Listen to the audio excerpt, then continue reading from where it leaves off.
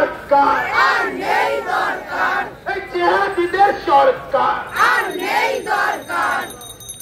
শ্রীরাম জয় শ্রীরাম, জয় শ্রীরাম, জয় শ্রীরাম, জয় শ্রীরাম, জয় শ্রীরাম, জয় শ্রীরাম, জয় শ্রীরাম, জয় শ্রীরাম। হিন্দু হিন্দু ভাই ভাই, হিন্দু আমাদের তুলসী গাছ হিন্দুদের কাছে খুব পবিত্র গাছ। তুলসী গাছের এত মাহাত্ম্য, তুলসীর পাতা ডেলি খাওয়ার জন্য বলছেন, যেমন তুলসী প্রচুর পরিমাণে অক্সিজেন যায়। একজন মুসলিম ডাক্তার সে বলছে আপনাদের বাড়িতে যদি 3 জন মেম্বার থাকে তাহলে আপনারা 4টে তুলসী গাছ লাগাবেন। তুলসীর এত পলিউশন হচ্ছে আমাদের তাজমহল, সেখানে বলছে যে তুলসী গাছই একমাত্র পলিউশন নষ্ট করতে পারে।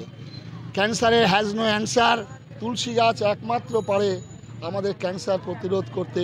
ডেলি 10টা-15টা করে তুলসী পাতা খেতে বলছে। সুতরাং আমাদের সনাতন হিন্দু ধর্মের আমাদের বিশ্বাস সেখানে নারায়ণ বিরাজ করেন। সেই জন্যই আমাদের যেখানে দেবালয় থাকবে, যেখানে হিন্দু বাড়ি থাকবে, প্রত্যেকের বাড়িতে তুলসী গাছ অবশ্যই রাখতে হবে। এখন সম্রাট আকবরের মতো যদি বলে তোমরা তুলসী গাছকে পুজো করো, বীরবলকে বলছে হ্যাঁ আমরা তুলসী গাছকে পুজো করি নারায়ণ জ্ঞানী। তাই নাকি? তুলসী গাছকে পুজো করো। সেই গাছটা নিয়ে এসে ভালো করে পায়ে ডলিয়ে নিজের শরীরে তুলসী গাছ তুলছেন। তারপরে তখন বীরবল দেখলাম আমাদের তুলসী গাছের এত অপমান হলো, তারপরে একটা বিচ্যুতি গাছ লাগিয়েছে, সেখানে জল দিচ্ছে। জল দেওয়ার পরে তোমরা এই বীরবল আবার কি করছো তোমরা? বলছে না, ওইটা তুলসী গাছ নারায়ণ ছিল আর এটা শিবস্বরূপ, আমরা এই গাছটাকে পুজো করি। তাই নাকি? এই গাছকে নিয়ে এসছে, পাছায় ডলেছে, জল দিয়েছে, তখন লাফাচ্ছে। আজকে তুলসী গাছ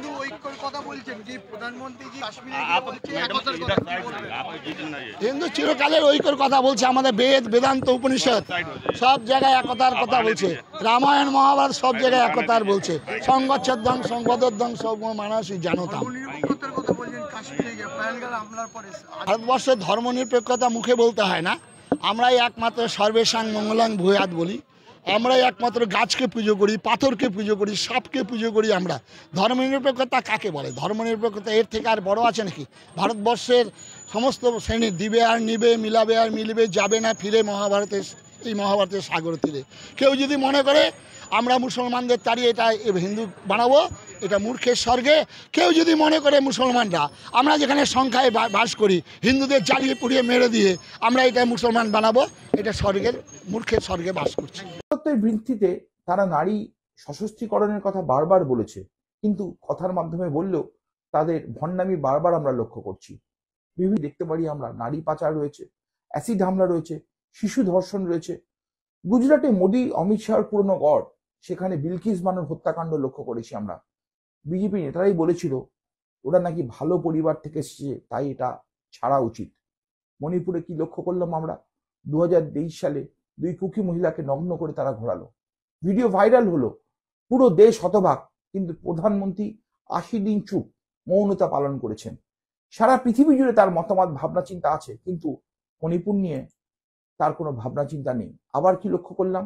কর্ণাটক, উত্তরাখণ্ড, ত্রিপুরা, একাধিক রাজ্যে এখানে নারী ধর্ষণ, নির্যাতন, ট্রোলিং এর ঘটনা ঘটছে, কিন্তু বিজেপি বরাবরই নীরব।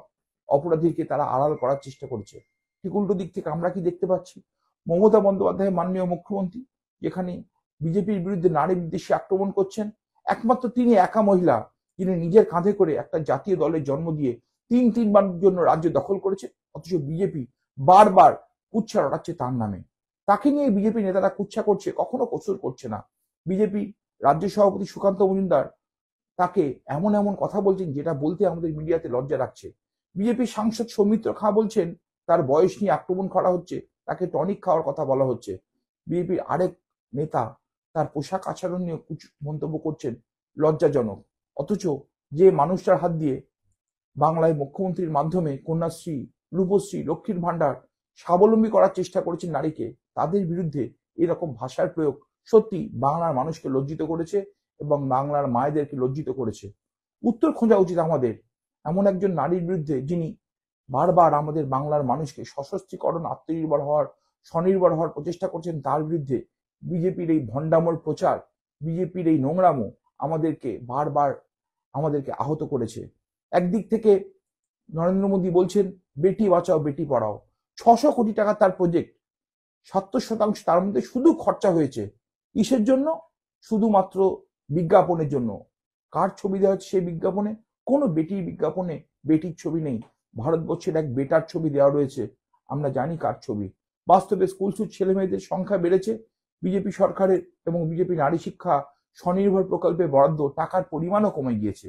অথচ আমরা উল্টো দিক থেকে যখন দেখতে পাচ্ছি তৃণমূল কংগ্রেস এবং নারী ক্ষমতায়ন তৃণমূল কিভাবে চেষ্টা করছে, মাননীয় মুখ্যমন্ত্রী মমতা বন্দ্যোপাধ্যায় সরকার দেখিয়ে দিয়েছে কিভাবে কাজের মাধ্যমে নারীর ক্ষমতায়ন সম্ভব। কন্যাশ্রী প্রকল্পে 75 লক্ষ মেয়ে উপকৃত। রূপশ্রীর মাধ্যমে লাখ লাখ পরিবার অর্থনৈতিক সহায়তা পাচ্ছে। লক্ষ্মীর ভান্ডার এক ধরনের গৃহিণীদের প্রতি স্বীকৃতি দিচ্ছে। পঞ্চায়েতের 50% সংরক্ষণ করে দেওয়া হচ্ছে নারীদের জন্য। পুলিশ প্রশাসন সর্বত্র ক্রমবর্ধমান গতিতে মমতা বন্দ্যোপাধ্যায়ের সরকার মহিলাদেরকে এগিয়ে নিয়ে যাচ্ছেন।